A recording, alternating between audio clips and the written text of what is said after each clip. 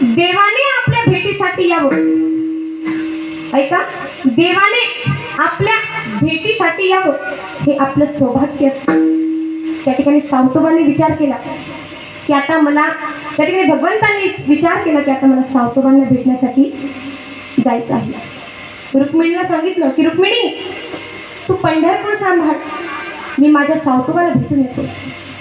सावतोबांना भेटण्याचा जायला त्यांनी सोबत 2 घेऊन घेतली, एक नामरूपी आणि एक ज्ञानरूपी.